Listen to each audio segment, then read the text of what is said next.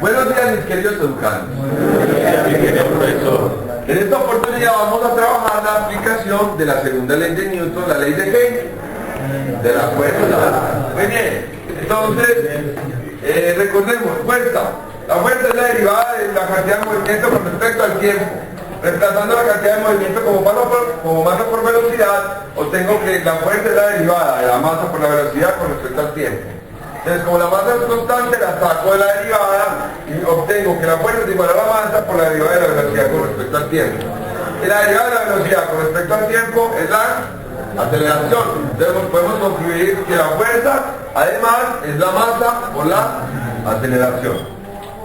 Entonces, si tengo una masa de 10 kilogramos, o me pueden plantear, bueno, una masa de 10 kilogramos es acelerada a 5 metros por segundo cuadrado, ¿cuál fue la fuerza que produjo este movimiento? Entonces, fuerza es igual a masa por aceleración. 10 por 5, tengo una fuerza de 50, o me pueden haber preguntado, al aplicarle a un cuerpo una fuerza de 100 newtons se acelera 5 metros por segundo cuadrado, 5 metros por segundo cuadrado. ¿Cuál es su masa?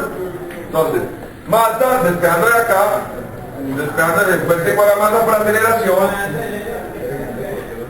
la masa sería igual a la fuerza sobre la aceleración. Entonces la masa sería igual a la fuerza, que son 100 newtons, sobre la aceleración de 5 metros por segundo cuadrado, o pero yo tengo una masa de 20 kilogramos.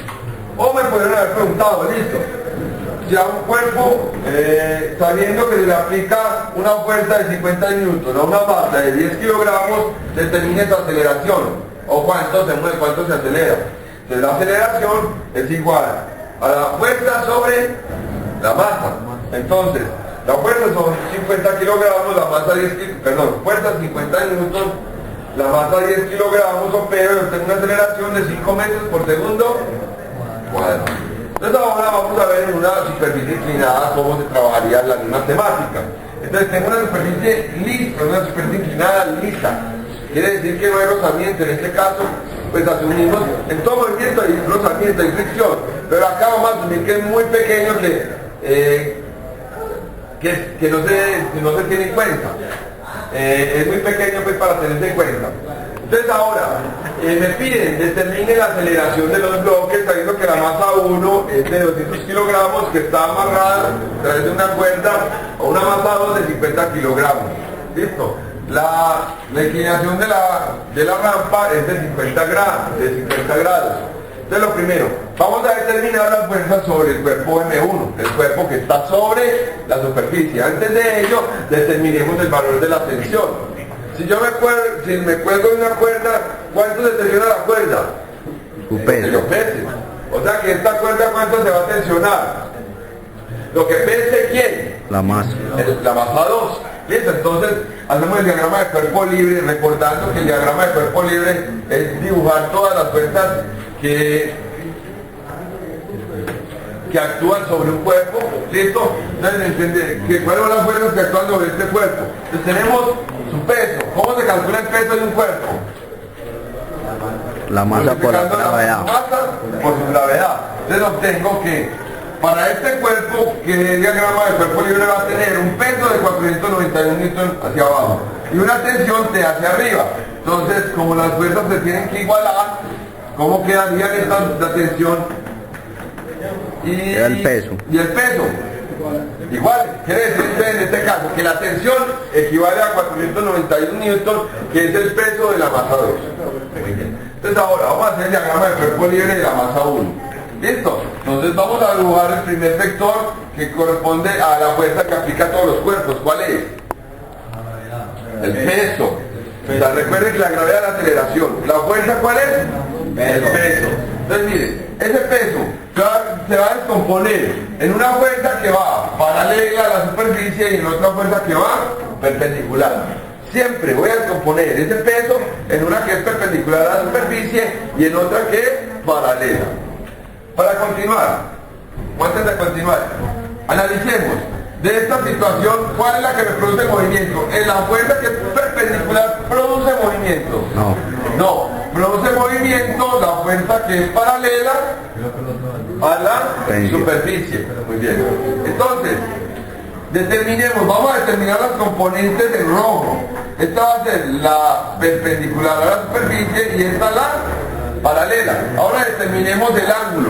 Muy bien, entonces ¿qué vamos a hacer? Hay una relación que me determina, una relación geométrica que me determina que cuando yo tengo dos ángulos cuyos lados son correspondientemente perpendiculares, la magnitud de los dos ángulos es igual. Quiere decir que si este lado, o demostrémoslo acá, mire, este lado es perpendicular a este y este lado es perpendicular a este. Quiere decir que este ángulo es igual a este ángulo. Entonces, ¿cuánto tiene que medir este ángulo? 50 grados, como le estamos mostrando acá de evidencia. Entonces ahora, yo con base en ese ángulo ya puedo determinar la magnitud de las componentes. El que tenga el ángulo es con qué? Con coseno. Con coseno. Entonces quiere decir que esta componente es igual a 1964 por el coseno de 50. Si este es por coseno, ¿el otro con qué es? Con seno. Con seno. Entonces 1924 seno de 50. Estas serían las componentes de del peso. Y este azul sería ¿cuál? Tensión. La tensión del cable. Oye, entonces ahora, ¿qué vamos a hallar? Vamos a encontrar la fuerza resultante en el eje en el cual se produce el movimiento. ¿En cuál se produce el movimiento? En el eje paralelo a la superficie. Muy bien. Entonces, asuma siempre los positivos para donde usted espere que se mueva, que se va a mover. ¿Qué sucede si, por ejemplo, yo lo asumo de una manera y me da negativo? Significa que no era ese sentido sino el otro. Entonces, por eso siempre, primero asuma positivos para donde usted espera que se vaya a mover, para donde espera que eso se mueva, para abajo. O sea que, ¿cuál va a ser la positiva? ¿La azul o la roja? La roja. La roja, entonces entendemos. La fuerza resultante, acuérdate, a 1974 se me 50.